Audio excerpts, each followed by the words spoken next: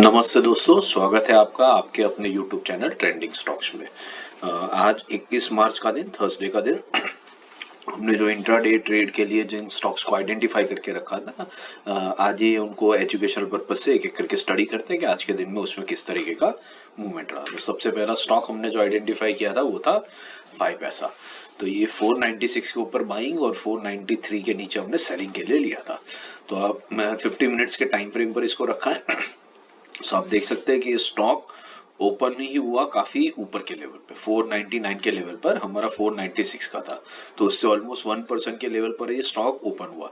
तो ऑब्वियसली जैसा मैंने आपको पहले ही बताया, इतना बड़ा गैप अप होता है और हमारे बाइंग लेवल के आसपास नहीं बट उसके ऊपर ही गैप अप करके स्टॉक अगर ओपन होता है तो उस स्टॉक में एंट्री करने का कोई लॉजिक यहाँ पर इतनी बड़ी गैप के बाद में बनता नहीं है।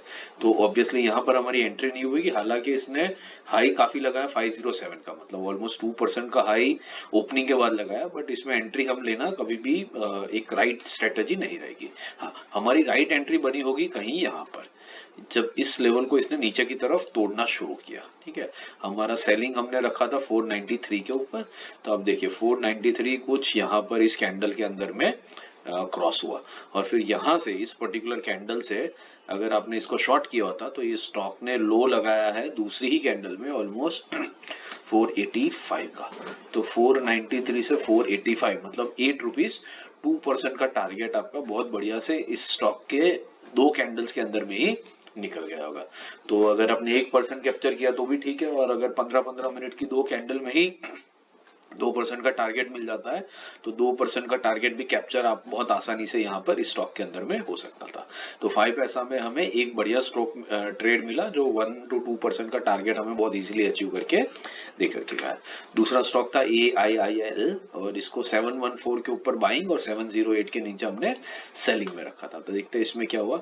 तो यहाँ पर भी आप देख सकते हैं ये स्टॉक भी गैप अप ही ओपन हुआ। ये पूरा का पूरा जो गैप है, ये गैप के साथ में ही स्टॉक ओपन हुआ और इस गैप के नीचे पूरा दिन कभी स्टॉक आया ही नहीं। ये पर्टिकुलर लेवल पर ही इसने 1 2 3 4 बार सपोर्ट लिया और वहीं पर रुक गया। ठीक है, सो 2% अप ये रुका है, but then it is fine. हम लोग इसमें ट्रेड कभी भी नहीं करेंगे। हालांकि आप यहाँ से देखिए 720 का लो बनाया है और हाई स्टॉक ने बनाया 744 का, मतलब 24 रुपीज का मूवमेंट इसने इंट्राडे में दिखाया, विच इज ऑलमोस्ट 3.5%।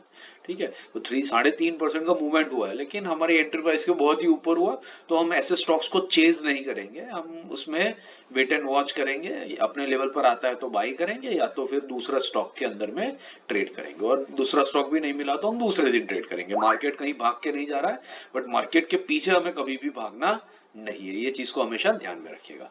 तीसरा स्टॉक था आलमंड्स, 107.5 के ऊपर बाइंग और 106.5 के नीचे हमने सेलिंग के लिए रखा था। तो ये स्टॉक भी देखिए, इस स्टॉक में भी आज काफी वॉल्यूम नहीं रहा है, काफी ऊपर नीचे मूवमेंट्स हुए।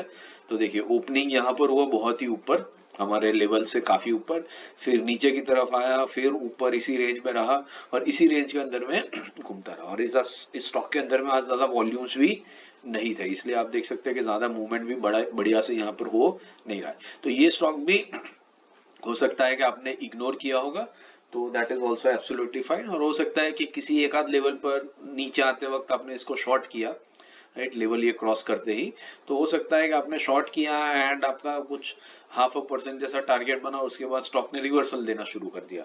तो रिवर्सल के ऊपर आइधर आपने स्टॉप लॉस लिया होगा या कॉस्ट टू कॉस्ट बेसिस पर से आप इस कैंडल में निकल गए होंगे, या अगर आपने वेट भी किया होता तो ये 4-5 कैंडल इसी लेवल के अंदर बनी रही थी और फिर यहाँ से इसने 104 का लो भी लगाया।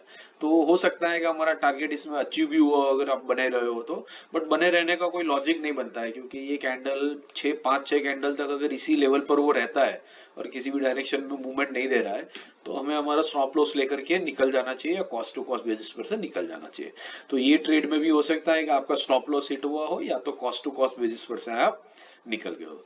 इसमें अगर आप स्क्रीन छोड़ करके चले गए, कुछ देर बाद आते हो आप देखते हो टारगेट अचीव हो गया, तो ये ठीक है, हो गया अचीव, लेकिन this is not what actual trading should be. ठीक है, असली ट्रेडिंग इस तरीके से नहीं होता है। अगर हमें टारगेट नहीं मिल रहा है 3-4 कैंडल्स के अंदर में तो हमारा एग्जिट तुरंत से उसमें से हो जाना चाहिए।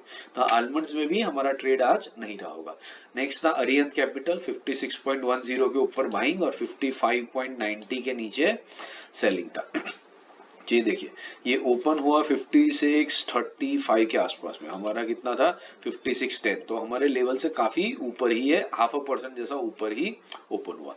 तो इसको भी इग्नोर कर देना बनता है, क्योंकि यहाँ पर ये काफी बड़ी गैप के साथ में पहला ही कैंडल ओपन हुआ।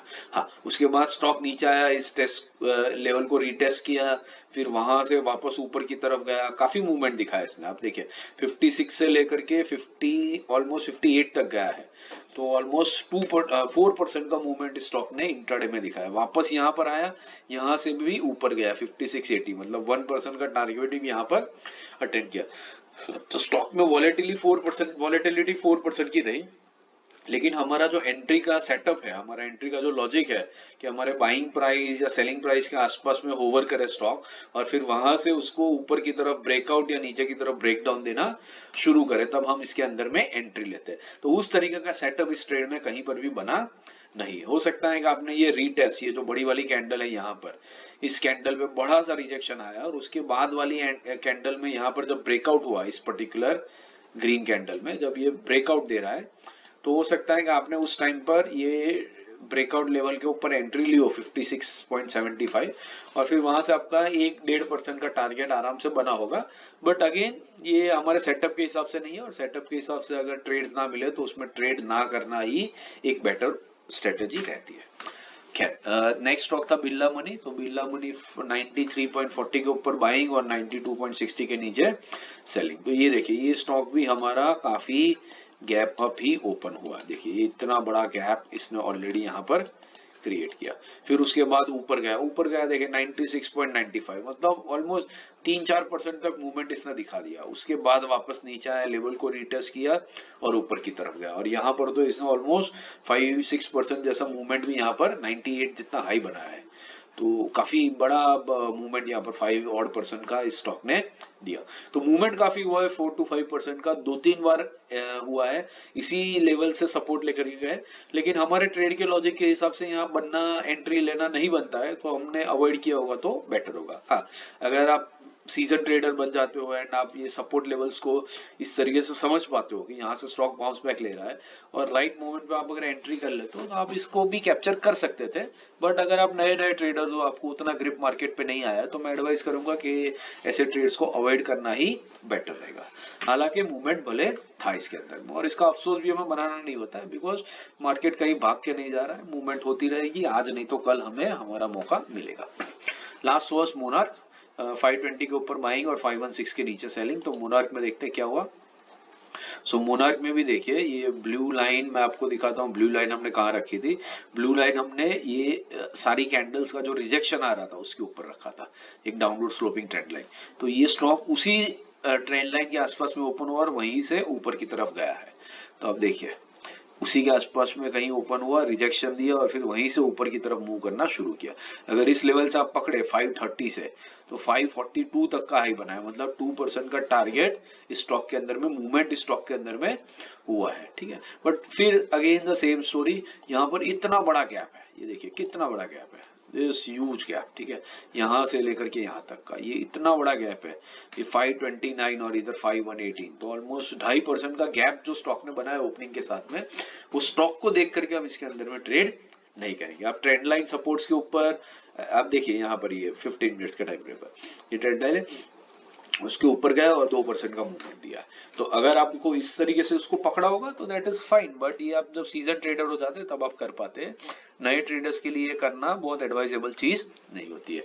तो इसमें भी अगर हमारा कोई ट्रेड नहीं बना तो that is also absolutely fine. तो आज के दिन में हमने देखा कि 5 पैसा में हमारा ट्रेड बना, बाकी सारे स्टॉक्स के अंदर में या तो हमारा ट्रेड ही नहीं बना, या तो हम एक हल्के से स्टॉप लॉस के साथ में से उसमें से हमने एग्जिट किया। तो बस ये था आज के स्टॉक्स जो हमने स्टडी किए। वीडियो पसंद आया तो लाइक, शेयर और सब्सक्राइब जरूर कीजिएगा।